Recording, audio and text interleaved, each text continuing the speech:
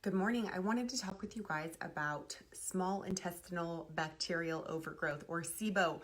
You might have heard a little bit about it. SIBO is a really uncomfortable condition that is not traditionally medically diagnosed. So what happens with SIBO? You have bacteria in your large intestine, and due to a faulty valve from stress, from viruses, from infection, from a structural abnormality, that bacteria can travel through your large intestine back up through the valve into your small intestine where it's not supposed to be.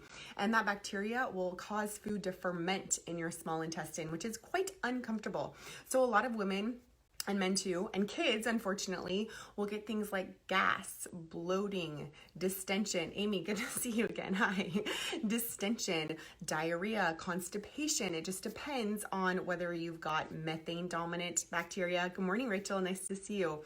Or other kinds of bacteria. Those will contribute to you either being constipated or having diarrhea. Not fun things to talk about, but it happens. And SIBO is really real for a lot of people. Amy gave me the poop emoji. That's right. We're talking about poop today, but I want to tell you guys something kind of awesome.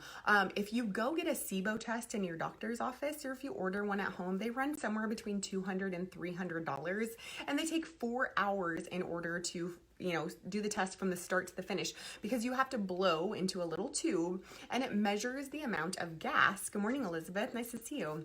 And it measures the amount of gas that's coming out of essentially, your alimentary canal. And so that test can tell you whether or not, hey, Amy, good to see you. That test tells you whether or not you actually have SIBO.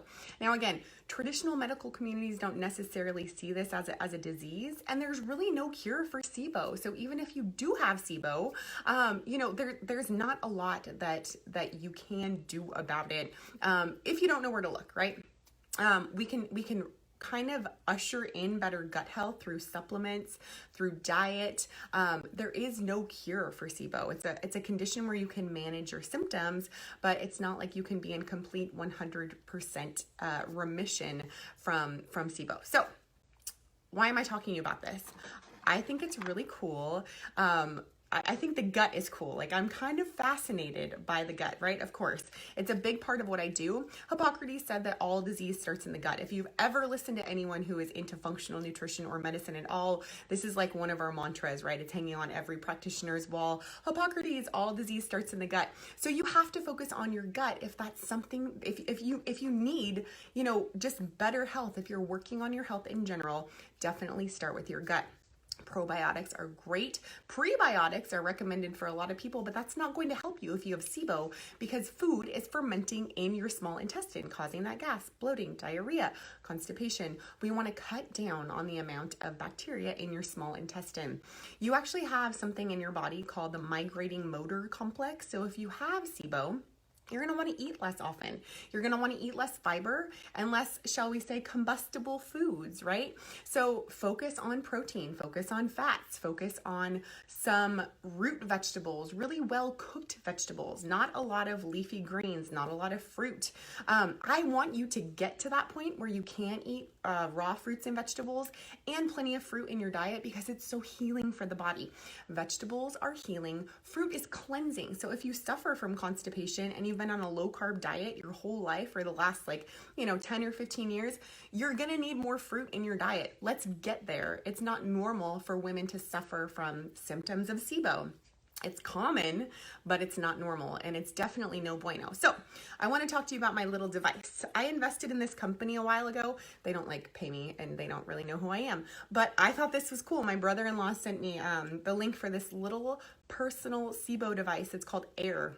Or IRE, I don't know, AIRE. But they finally gave it to me 2 years after I invested in the company. I've been following them and waiting for this personal breath test. So now I have it in my office. It's linked up to an app, and I can test for SIBO in my office. You don't have to go to your doctor's office. You don't have to go, to PAL or some other center and wait for 4 hours for this darn SIBO test.